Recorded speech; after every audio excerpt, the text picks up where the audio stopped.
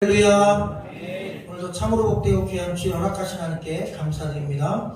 오늘 우리가 읽은 이 마가복음 10장 말씀은 예수님께서 십자가를 지시기 위해 예루살렘에 막 들어가기 바로 직전의 이야기입니다. 아시는 것처럼 마가복음 16장이 끝입니다. 그래서 10장까지가 예루살렘 직전의 사건이고 11장부터 끝장으로 가면 드디어 예수님이 십자가에 못 박혀 죽으시고 3일 만에 부활하시고 제자들에게 부활의 산 소망과 또 기대를 믿음으로 심어주시는 사건이 기록되어 있습니다. 오늘 본문이 또 아주 중요한 것은 오늘 우리가 만날 이 바디메오가 눈을 뜨고 하나님의 자녀가 되고 구원의 복을 누리게 되고 예수 그리스도의 제자로 거듭나게 된 이 사건은 예수님께서 공생의 3년 동안 행하셨던 그 기적의 역사 가운데 마지막 기적이 되겠습니다. 무엇보다도 이 기적은 참으로 중요해서 오늘 말씀을 통해서 하나님이 우리에게 허락하시는 그 깊은 진리를 깨닫는 복된 시간 되기를 주의 이름으로 축원합니다. 오늘 우리가 읽은 말씀 바로 앞전 또 앞장 사건을 사복음서 전체적으로 살펴보면 이 바디메오를 치료하는 사건 전에 어떤 일이 있었냐면 제자들끼리 싸움이 있었습니다. 왜 싸웠냐? 천국에서는 누가 클까? 누가 예수님께 가장 인정받은 제자일까? 누가 1등일까? 이런 것으로 서로 싸웠습니다. 베드로는 내가 1등이다. 또 다른 제자들은 베드로 왜 너만 1등이냐? 우리도 1등 될 수 있다. 그렇게 싸움이 일어나자 급기야 제자 중에 2명이 예수님께 직접 부탁을 했습니다. 다른 성경에는 어머니가 와서 부탁한 이야기가 있는데 오늘 말씀에는 그렇게 되어 있지는 않습니다. 어떤 부탁을 했냐면 나중에 예수님이 영광의 자리에 가시면 하나는 좌편에 하나는 우편에 앉을 수 있는 기회를 우리에게 주시옵소서 이렇게 요구했습니다. 그들의 요구는 너무나 당당했고 또 그들이 간절히 바라는 것이었기 때문에 자기들에게는 문제가 안 됐어요. 그런데 제자가 12명입니다. 예수님 좌우편에 앉는 것은 2명밖에 기회가 없고 결국 좌편과 우편에 앉는다는 얘기는 뭐냐면 우리나라에서도 뭐 대통령 다음에 국무총리 그 다음 뭐 서열 2위 3위 이렇게 국가 서열이 정해지게 되는데요. 마찬가지로 좌우편에 예수님이 인정하는 서열 1, 2위가 앉게 된다는 생각을 가진 것입니다. 그러다 보니 나머지 10제자들은 화가 나고 특별히 베드로도 열받는 겁니다. 내가 그 자리에 앉을 거라고 확신하고 있었는데 감히 너희가 거기를 앉아? 라는 생각. 그래서 다툼이 일어난 것입니다. 서로 언쟁이 붙은 것입니다. 그런 상황 속에서 마가는 본인도 이 제자들의 형편을 잘 보았지만 그들에게 잠잠히 던져주는 메시지를 담아 마가는 이 맹인 거지 바디메오 이야기를 넣어준 것입니다. 제자들은 싸웠습니다. 누가 1등이냐를 싸웠어요. 제자들은 싸웠습니다. 누가 더 예수님 때문에 많은 것을 얻게 될 것인가? 예수님을 이용해서 누가 더 높이 올라갈 것인가를 목표로 싸웠습니다. 바로 그런 목표를 가진 제자들 앞에 잠잠히 마가는 바디메오를 소개하고 있습니다. 깨달음을 주려고 쓴 내용이라고 볼 수 있습니다. 세속적인 권력에 대한 야망이 넘쳐 흘렸던 12제자, 또한 성공 욕구로 충만했던 12제자, 높아지려는 욕심으로 가득했던 12제자, 예수님을 따르려 했지만 실제로 예수님 따른 게 아니라 그들의 목표는 예수님을 이용하려 했던 예수님을 우상의 대상, 종교의 대상, 내 야망과 꿈만 이루어주는 대상으로 착각했던 불쌍한 영혼, 실제로는 영적으로 앞을 보지 못했던 영적 맹인인 12제자를 향하여 육체적인 맹인인 거지 바디메오가 너희보다 영적으로는 훨씬 더 눈이 밝아 예수 그리스도를 바르게 보고 있다고 하는 강력한 경고의 메시지를 담고 있습니다. 자, 46절을 여러분의 음성으로 한번 읽어주시면 고맙겠습니다. 시작.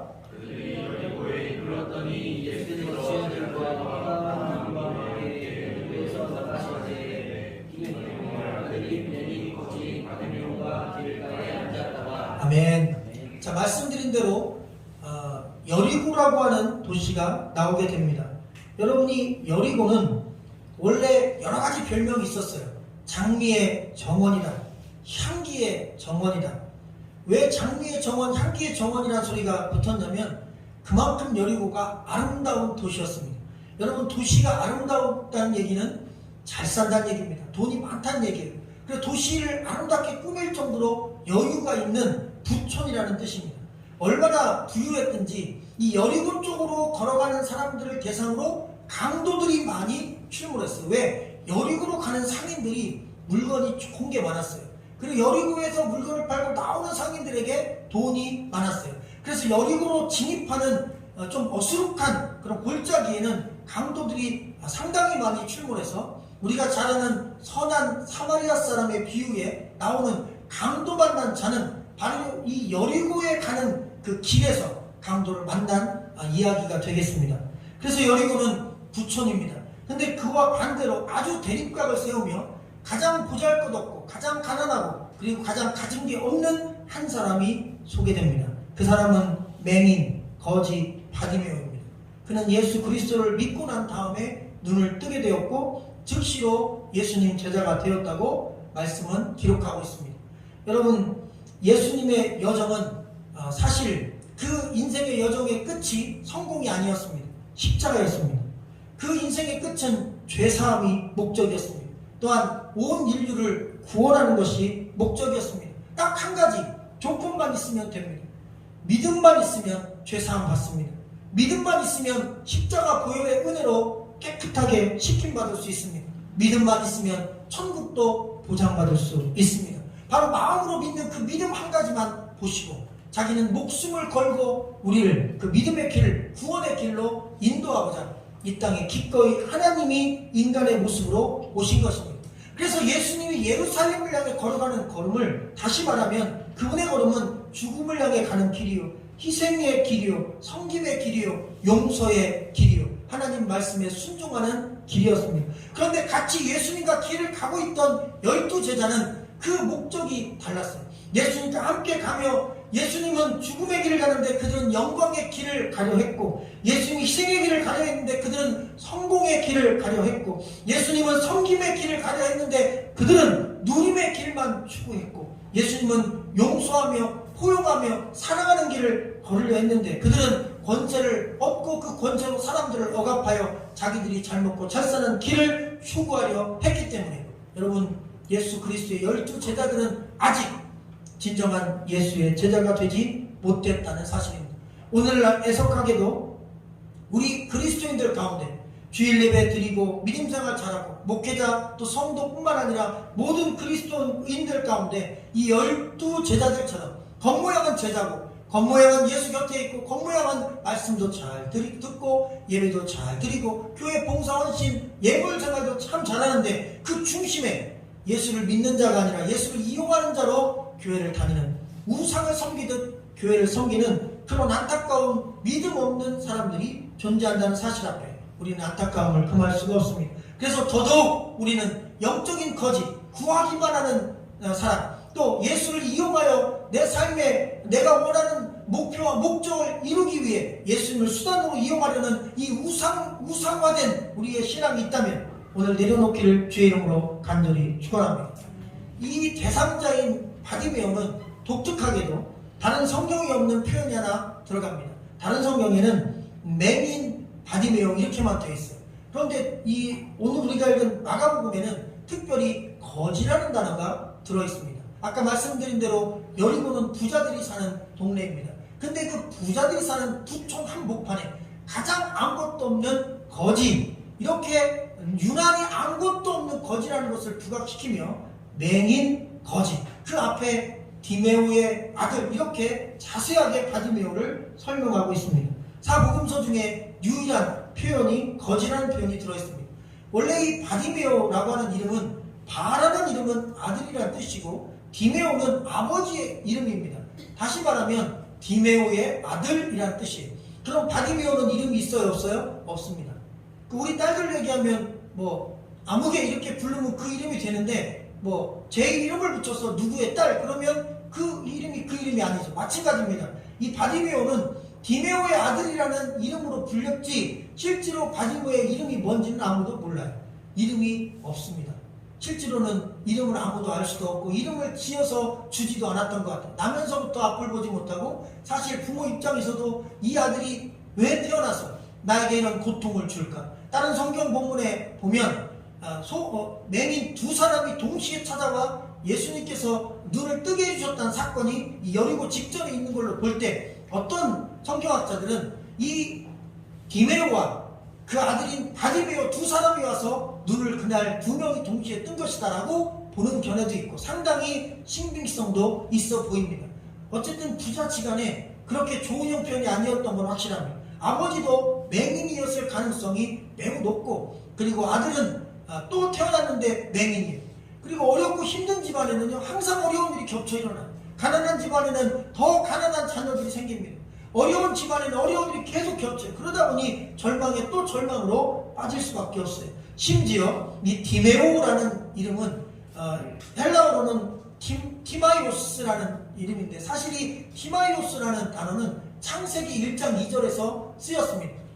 이 단어는 태훔이라고 하는 단어인데, 이것은 흑암이 깊음 위에 있다라고 하는 표현 중에 깊다라는 단어가 태훔이고, 이 히브리어가 헬라어로 바뀌면 태훔은 티마이오스가 되는데, 이 티마이오스가 그냥 우리가 쓴 한글 글씨로 보면 바로 디메오라는 단어로 번역할 수 있는 단어입니다. 다시 말하면 원래 의미로 보면 이 디메오라는 말의 뜻은 어둠이 깊게 깔린 인생이라는 뜻입니다. 아버지가 어둠이 깊게 깔린 인생이에요. 근데 아들도 그 어둠이 깊게 깔린 아버지의 아들이라고 이름을 지었어요. 그러니 이 집안은 그냥 흑암의 집안입니다. 아버지도 앞을 못 보니 깜깜하죠. 그리고 아들도 앞을 못 보니 깜깜하죠. 2대째 장애가 있죠. 거기다가 거지죠. 가진 거 없죠. 남들은 다 부자로 사는데 이 집안만 계속 안 되는 거예요. 얼마나 절망스럽습니까? 바디메오 형편을 보면 완전한 흑암 인생이에요. 그는 희망이 1도 없는 인생입니다. 나아질 가능성이 1도 없어요. 아직까지 앞을 못 보던 자가 눈을 떴다는 그러한 이야기는 없으니까. 태어나면서부터 맹인은 죽을 때까지 눈 뜰 수 없으니까. 그러니까 이 사람은 죽을 때까지 그냥 어둠 속에서, 깊은 어둠인 태움 속에서 살아야 되는 불쌍한 최악의 인생이었던 것입니다. 맹인 아버지, 인간 쓰레기 취급받던 집안에서 태어난 아들, 죄인의 가정에서 태어난 아들, 집안 대대로 거지였던 집안. 그런데 놀라운 게 있어요. 그 정도 되면 요즘 같으면 사실 마음이 약해서 스스로 목숨을 끊는 자 많을 겁니다. 그런데 이 바디메오는 자기 이름도 없는데 집안 대대로 가난하고 집안 대대로 장애를 가지고 있고 집안 대대로 어둠이 그냥 깊게 태움으로 깔려 있는데도 불구하고 살겠다는 의지를 가지고 매일매일 쉬지 않고 구걸하러 나왔다는 것입니다. 여러분, 거지가 구걸한다는 것은 살 의지가 있다는 것입니다. 거지가 구걸하러 쉬지 않고 나온다는 얘기는 그래도 나는 살아볼 의지가 있다는 뜻이에요. 여러분, 살 의지를 포기하면 아무도 도울 수 없습니다. 만약 그날도, 예수님 만났던 그날도 만약 구걸하러 나오지 않았다면, 구걸의 자리에 나오지 않았다면 내 인생은 끝났어. 난 아무것도 아니야. 난 어둠이야. 이대로 굶어 죽을 거야. 만약 방 안에 처박혀서 밖으로 나오지 않았다면, 그가 길가에 나오지 않았다면, 평소 하던 대로 살 의지를 갖고 누구에게나 도움을 구하러 나오지 않았다면 그는 예수를 만날 수 없었고 눈을 뜰 수 없었고 그 인생이 바뀔 수 없었고 그 삶의 기적도 없었을 것입니다. 여러분, 그래서 우리 삶의 의지를 갖는 것은 중요한 것입니다. 나도 살아야 되겠다. 난 어떤 어둠 속에서도 포기하지 말아야 되겠다. 특별히 요즘에 올림픽 선수들이 TV 프로그램에 자주 나옵니다. 우연히 TV를 켰는데 럭비 선수들이 나오더라고요. 경기가 중계도 되지 않았다면, 첫 번째 경기는 아예. 왜? 관심 바뀌니까. 공항을 나갔는데 다른 팀들은 막 어마어마하게 취재진이 몰렸는데 럭비 선수들은 대부분 셀카 찍고 나갔답니다. 이번에 처음으로 카메라 2대 나와서 찍고 갔대요. 왜? 여러분, 성적을 보면 압니다. 이번 올림픽에 12나라가 참여했습니다. 우리나라가 12위를 영광스럽게 했어요. 12등을 했습니다. 그러니까 꼴찌한 겁니다. 그리고 5번 싸웠습니다. 5번 다 졌습니다. 1승도 못 올렸습니다. 그리고 29득점 했습니다. 점수는 5경기 토탈 29득점. 근데 여러분, 실점은 210점을 했습니다. 그러니 이길 수가 있습니까? 30점도 못 얻었는데 200점 넘게 실점을 했으니 절대로 이길 수가 없죠. 5전 전패. 그런데 왜 언론이 주목하고 또 이 사람들의 이야기가 사람들의 희망을 주느냐면, 역사상 98년 만에, 어쩌면 100년 가까이 이 럭비가 사실 국제경기에 이렇게 올라가 있었는데 그 100년 만에 처음으로 우리나라가 이 예선전을 통과해서 본선에 올라간 겁니다.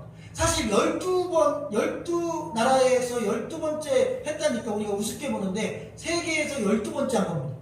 나머지는 아예 들어가지도 못했어요. 이 경기 12나라의 엔트리에 들어가는 과정에 계속 승리하면서 우리나라 역사상 98년 만에 처음으로 올림픽 본선 무대를 밟았고 선수들은 너무나 감격스러워했습니다.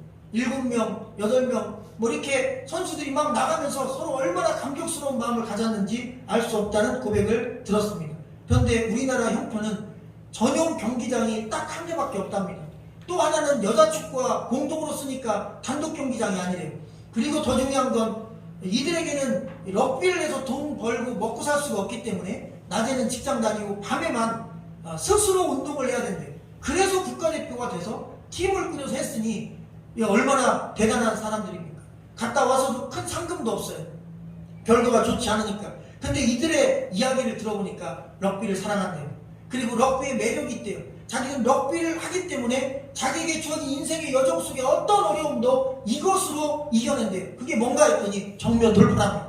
럭비의 아주 핵심적인 전략이 하나 있는데 여러 가지가 있지만 그 중에 하여튼 정면 돌파, 부딪히는 건데 그 부딪히는 그 충격이 1톤 트럭이 30km로 달려가 부딪히는 것과 똑같아서 웬만큼 몸을 단련하지 않으면 뼈나 뭐 이런 게 다 부러진답니다. 그래서 상당히 몸을 차돌처럼 단련시켜서 가보면 대부분 공 잡은 사람 빼놓고는 공 안 잡은 사람들끼리 몸으로 부딪혀서 막아내고 버텨내고 그리고 몸으로 쌓고 탑을 쌓고 막 이래요. 그 충격이 그렇게 크다고 합니다. 그러면서 자기들의 인생에 있어서는 럭비가 준 교훈이 크대요. 정면 돌파. 어떤 상황 속에서 정면 돌파. 한번 부딪혀보자. 내 몸이 깨지거나 그 문제가 해결되거나. 어찌 보면 바디메어에겐 이런 마인드가 있었던 것 같습니다. 정면 돌파입니다. 어둠 정면 돌파예요. 가난 정면 돌파예요. 내 삶 속에 있는 부모님 세대부터 내려온 이 태움, 어둠, 이 디메오의 집안의 이 어둠의 기쁨의 그 모든 환경 정면 돌파예요. 나도 한번 살아보자. 나에게도 희망이 있다고 믿어보자. 나도 한번 매일매일 살 소망을 갖고 내 삶의 자리에 나가보자. 그러면서 소망을 놓지 않았습니다. 절망 가운데 어둠 가운데 깊이 파묻힌 게 아니라 그는 그 어둠 속에서도 끝까지 희망과 소망을 놓지 않고 정면 돌파로 맞섰던 것입니다. 자, 47절과 8절에 그의 영적인 정면 돌파가 내용으로 기록되어 있습니다. 같이 읽어볼까요? 시작. 나사렛 예수시라 나를 듣고 소리질러 이르되 다윗의 자손 예수여 나를 불쌍히 여기소서 하거늘 많은 사람이 꾸짖어 잠잠하라 하되 그가 더욱 소리질러 이르되 다윗의 자손이여 나를 불쌍히 여기소서 하는지라. 아멘. 그는 오래전부터 소문을 들은 것입니다. 예수 그리스도라는 분이 나사렛에서 나오셨는데 이 예수 그리스도께서 가는 곳마다 병든 자들이 고침받더라. 그리고 죽은 자도 살아났더라. 왜냐하면 지금 이 바디메오의 이 기적은 예수님이 행한 기적의 마지막 기적입니다. 그러면 바디메오는 소문을 계속 들은 거예요. 이스라엘 전체에 예수의 소문이 퍼졌으니까. 누가 살아났대? 회당장 야이로의 딸이 살아났대. 12의 혈류병 걸린 여인이 살아났대. 글쎄 중풍병자가 지붕을 뚫고 내려왔는데 자기 침상을 들고 걸어갔대. 어떤 사람들이 어떻게 치료받았는지 다 들었어요. 예수님 하신 말씀도 들었어요. 그들이 믿음이 있는 걸 보고 그렇게 하셨대. 그러니까 나도 믿음을 가지면 되지 않을까라는 생각을 어둠 속에서 한 것입니다. 한 줄기 빛이 비친 거예요. 그에게 누군가 얘기해주는 그 소리를 듣는 겁니다. 아주 유명한 필립 얀시라는 작가가 이런 얘기합니다. 인간은 고통 가운데 있을 때 평소 듣지 못하는 소리를 들을 수 있다. 그가 어둠 속에 있을 때 고통과 절망 가운데 빠질 수 있는 그런 위기의 상황 속에 있을 때 그의 귀는 민감해졌습니다. 앞을 보지 못하면 귀가 발달한다는 것입니다. 그래서 귀를 잠잠히 열고 들었더니 복음을 들은 것입니다. 생명의 소식을 들은 거예요. 예수님의 소식을 들은 거예요. 나도 나올 수 있다는 소식을 들은 거예요. 결정적으로 소경이 눈을 떴다는 소식도 들은 거예요. 그에게 있어서는 더 이상 주저할 이유가 없는 것입니다. 근데 문제가 있어요. 앞을 못 봅니다. 누가 자기를 돕는 사람도 없어요. 예수님을 스스로 찾아가 만날 방법이 없어요. 거지라서 돈을 써서 누구에게 도움을 구할 수가 없고 아버지에게도 도움을 못 구해요. 왜? 아버지도 앞을 못 보니까. 그럼 엄마는 앞을 볼까요? 여러분 메린이 그 당시에 누구랑 결혼했을까요? 그 어머니도 어둠 속에 있는 분이었을 것이다. 그렇게 예측할 수 있어요. 그러니 어느 누구도 이 바디메오를 도울 수가 없어요. 그냥 자리에 앉아서 오직 하나 할 수 있는 거예요. 딱 하나. 될지 안 될지 몰라요. 그러나 딱 하나 희망이 있어요. 길에 나가야 돼. 집에 있으면 소용없어요. 길가에 나가야 돼. 언젠가 예수님이 예루살렘 쪽으로 온다는 소식을 들었으니 반드시 내가 살고 있는 이 여리고를 통과해야만 예루살렘 들어가니까 여리고에서 가장 큰 대리문에 앉아있으면 예수 그리스도를 만날 것이다. 여러분, 바리메오는 그 전략적인 그리고 목표를 가지고 앉아있었던 것입니다. 그냥 구걸하러 나간 게 아니에요. 그가 원하는 목표 지점에 가서 끊임없이 기다리고 또 기다렸는데 그에게 소리가 들렸습니다. 나사렛 예수가 지나가신다는 소식. 그 소리를 얼마나 기다렸겠어요. 나사렛 예수가 지나가신다. 너 옆을 패스해 가신다. 이 소식을 들었어요. 눈이 안 보이니까 삭개오처럼 예수님께 갈 수 없었어요. 돕는 자가 없으니 중풍병자처럼 그 예수님 곁에 누가 데려다주는 사람도 없었어요. 자기가 할 수 있는 건 딱 하나 있었습니다. 소리 지르는 것입니다. 여러분, 우리가 다 절망인 것 같은데 아무리 큰 절망에도 딱 한 가지씩은 할 수 있는 게 있어요. 소리 지르는 거였어요. 목소리 하나 확실했어요. 그래서 외친 겁니다. 다윗의 자손 예수여 나를 불쌍히 여기소서. 성경에는 그냥 글로 쓰여있죠. 근데 실제로는 다윗의 자손 예수여 나를 불쌍히 여기소서 이렇게 강력히 외친 거예요. 그리고 또 외친 거예요. 얼마나 크게 외쳤든지 주변 사람들이 잠잠해라, 조용히 하라, 입 닫아라 이렇게 옆에서 나무랬어요. 성경 말씀에 이 잠잠하라, 조용히 하라, 시끄럽다 이 얘기가 쓰여있는 구절이 실제로 원어상의 의미로는 협박했다는 의미입니다. 다시 말하면 조용히 안 하면 가만 안 둘 거야 라고 협박을 당한 것입니다. 왜? 시끄러우니까요. 너 같은 거지가, 앞도 못 보는 자가, 지금 같으면 뭐 장애가 있는 분들 무시하면 큰일 나지만 그 당시에는 대놓고 무시하던, 정말 인권이 유린되던 좋지 않은 시절이었습니다. 그래서 무시당하는데 거기다가 시끄럽게 하니까 완전히 사람들이 막 툭툭 치면서 조용히 하라고 난린 겁니다. 근데 중요한 게 있어요. 정면 돌파하기로 했어요. 지금이 아니면, 이 기회가 아니면 살 수가 없어요. 이 기회가 아니면 눈 뜰 수가 없어요. 예수님은 인생에 딱 한 번 내 곁을 지나갈 거고, 이번에 지나가면 내가 다시 그분을 만난다는 기약이 없는데 내가 어떻게 잠잠하냐. 그래, 나를 죽일 테면 죽여라, 내가 죽으면 죽으리라 결심하고 외칠 것이다. 또 외쳤습니다. 다윗의 자손 예수여 나를 불쌍히 여겨 주소서. 근데 그 외침이 예수의 걸음을 멈추게 했어요. 예수가 가던 길을 멈췄습니다. 그리고 사람들을 보내 그를 불렀습니다. 그는 예수 그리스도의 부름을 받고 그가 입었던 그 옷, 겉옷을 벗어 던지고 사람들에게 이끌려 예수님 앞에 갔습니다. 가만히 말씀을 보니까 그동안 우리가 주일 예배 말씀을 통해 중풍병자 이야기도 들었습니다. 그리고 혈lum병 여인 이야기도 들었습니다. 그러나 그 안에 있는 야이로의 딸을 살린 야이로의 이야기는 듣지 않았지만 본문에 있는 이야기, 오늘 맹인 바리메오 이야기까지 공통된 점이 있었어요. 여러분, 모두 다 예수님이 믿음을 보시고 고쳐주셨습니다. 중풍병자와 친구들, 그들의 믿음을 보고 고쳐주셨어요. 너의 자리를 들고 걸어가라, 내 믿음이 너를 구원했다 선포하셨어요. 혈lum병 여인, 내 믿음이 너를 구원했다, 구원의 선포와 함께 질병도 치유됐어요. 또한 회당장 야이로의 딸이 죽었습니다.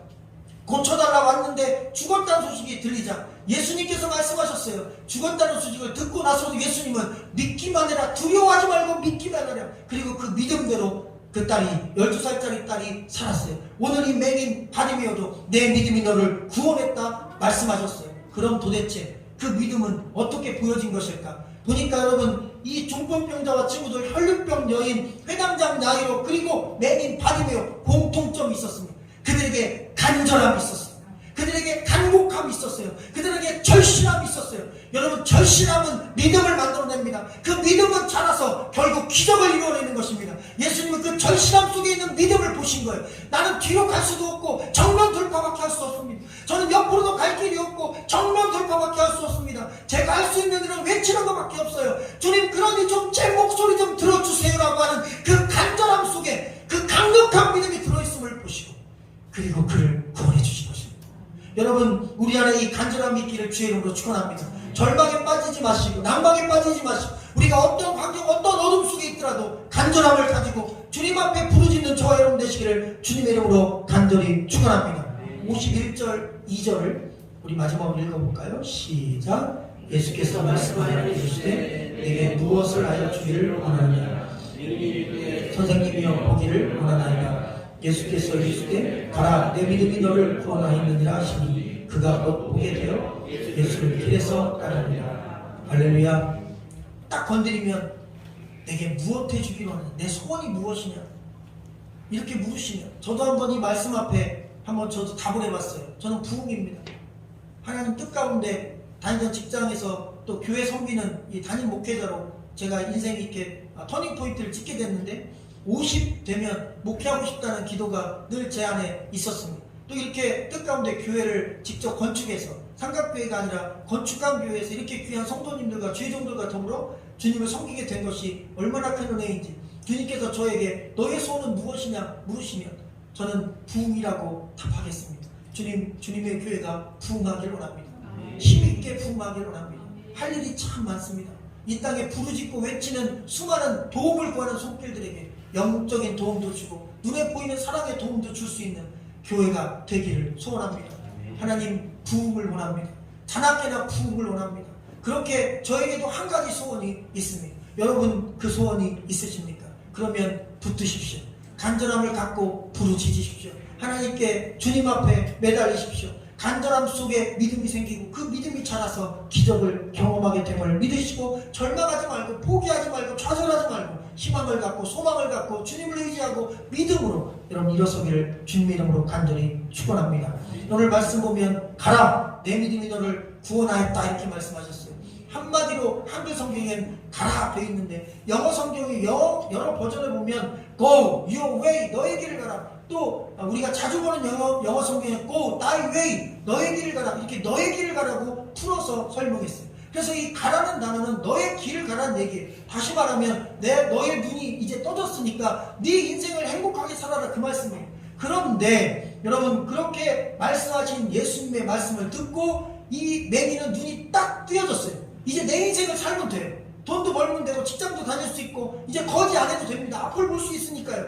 그런데 그 앞을 볼 수 있는 기적을 경험하고 그리고 내 인생을 자발적으로 살 수 있는 그 순간을 딱 맞이했는데 너의 길을 가라고 말씀하신 그분 앞에 나의 길이 아니라 주님의 길을 따르겠다고 고백하는 믿음의 고백이 따라 나오게 된 것입니다. 할렐루야. 그래서 사실 이 맹인 바디메오는 여러분 처음에는 그냥 맹인이었고 거지였고 그는 별 볼 일 없는 인생 파탄자였고 파탄난 집안에 앞을 못 보는 장애인 2대째 장애인 집안에 그냥 길가에 버려진 한 영혼에 불과했는데 그가 눈을 뜨고 예수를 처음 보자마자 그에게 있어서 삶의 목표가 바뀌었습니다. 그는 인간적으로 먹고 살고 성공하고 그리고 인간이 계획하는 꿈을 이루는 것을 넘어서서 예수 그리스도를 따르고 그 복음을 전하고 나를 구원하시고 나를 이 어둠 속에서 빛으로 이끄신 그 예수님의 위대한 사건을 온 세상 사람들에게 전한 위대한 제자로 살기로 그리스도인으로 살기로 믿는 자로 살기로 그렇게 결단하고 고백한 것을 오늘 말씀은 보게 됩니다. 그는 구걸 신앙에서 구도자 신앙으로 그의 인생과 삶이 바뀌었습니다. 제자의 길, 믿음의 길, 그리고 신앙의 길을 선택함으로 그는 오늘 성경 말씀뿐만 아니라 4개 복음서 모두에 이 바디메오 이야기가 기록되는 놀라운 기록의 인물이 되었던 것을 보게 됩니다. 오늘 말씀은 이렇게 질문을 던집니다. 누가 진짜 거지인가? 제자들인가? 맹인, 거지, 바디메오인가? 여러분 육적으로 보면 이 맹인 바디메오가 거지 같죠. 그런데 영적으로 보면 제자들이 거지입니다. 실제로는 그들은 맨날 예수님께 달라고만 합니다. 영광을 주세요. 자리를 주세요. 성공을 주세요. 자꾸 그런 세상적인 것만 자꾸 구했어요. 그런데 바디메오는 딱 하나 앞을 못 보니까 보게만 해달라고 기도했는데 그것이 이루어지자마자 자기 야망이나 영광이나 부요함이나 자기의 꿈을 쫓은 게 아니라 예수 그리스도의 복음에 동참하는 위대한 제자의 길을 걸었던 것입니다. 마가는 도전한 것입니다. 12 제자에게 그리고 교회를 다닌다는 그리스도인들에게 오늘날 이 시대에 믿음이 있다, 직분이 있다, 또 목회자다 이런 마음을 갖고 세상적인 야망을 꿈꾸는 자들에게 진짜 제자인가 당신은? 진짜 당신은 예수 그리스도를 따르는 겉옷을 벗어 던지고 그분을 따르는 제자인가? 질문을 던지고 있습니다. 또한 누가 진짜 맹인인가? 마가는 질문하고 있습니다. 진짜 앞을 보는 사람인가? 보지 못한다는 사람인가? 평생 보고 살았지만 예수님 곁에서도 예수님을 진짜로 못 보고 지나친 제자들이 있고 평생 못 봤지만 눈을 뜨고 처음으로 그가 본 것이 예수 그리스도였고 정확히 예수 그리스도가 나의 구원자임을 한 번에 알아본 맹인이 있었습니다. 누가 진짜 맹인입니까? 누가 진짜 보는 자입니까? 제가 인생을 살아가면서 미국에서 가장 높은 지위에 있는 공무원을 만난 기억이 있습니다.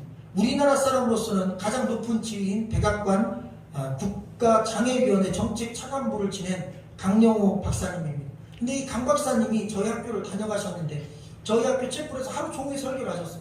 한 서너 번 예배를 드리면서 제가 사회를 보고 강사님과 함께 해야 되기 때문에 그 부인 되시는 분과 함께 가실 때도 잘 배웅해 드렸어요. 너무나 그 간증이 보통 간증이 아니었습니다. 이 강 박사님은 아버지가 초등학교 때 일찍 돌아가셨어요. 아버지 없이 어머니가 사남매를 키웠습니다.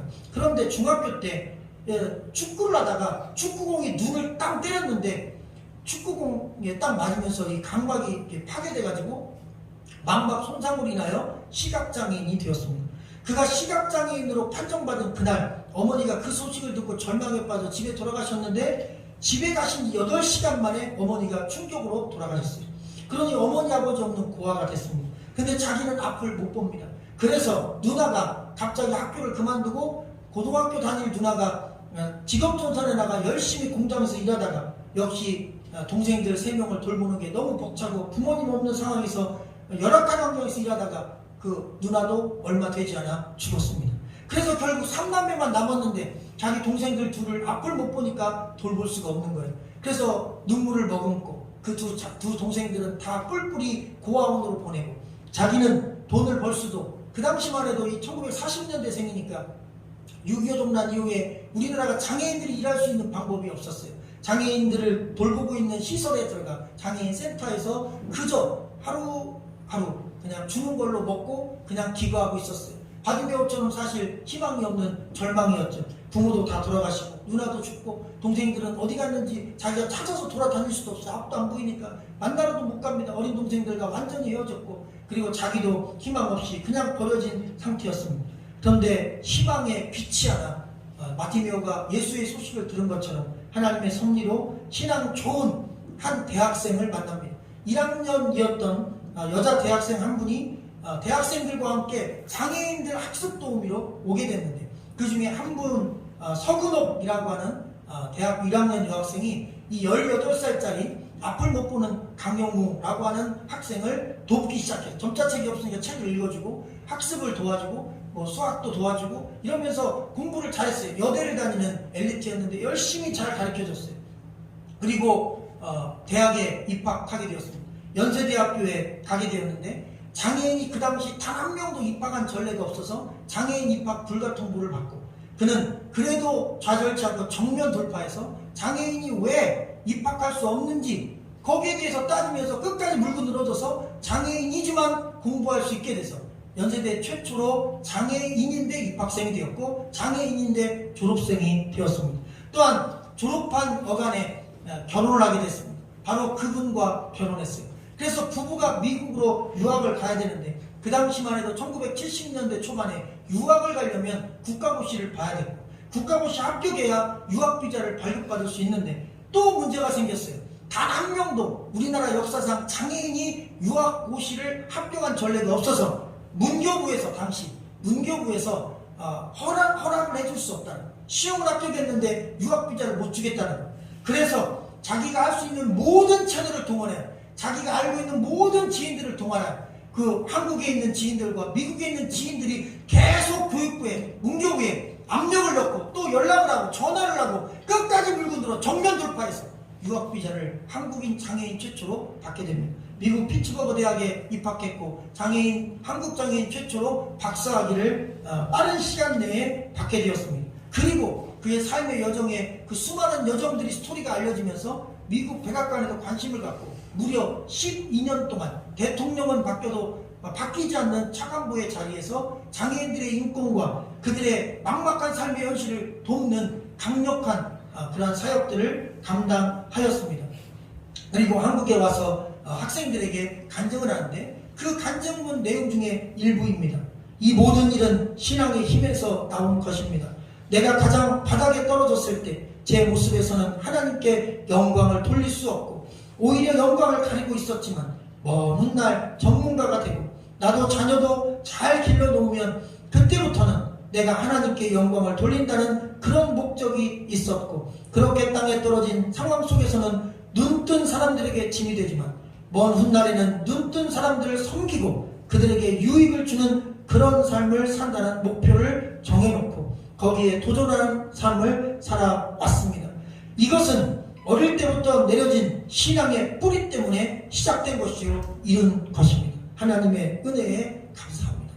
믿음의 힘이었습니다. 신앙의 힘이었습니다. 간절함의 결과였습니다. 가라, 내 믿음이 너를 구원하였느니라. 우리에게 그 믿음, 그 간절함이 있는가? 오늘 마가는 말씀을 통해 도전을 줍니다. 간절함을 가집시다. 믿음을 가집시다. 주님이 나를 선한 길로, 구원의 길로 인도하심을 흔들리지 말고 붙잡읍시다. 우리의 삶 가운데 역사하실 기적의 주님이 우리와 함께 하십니다. 기도하겠습니다.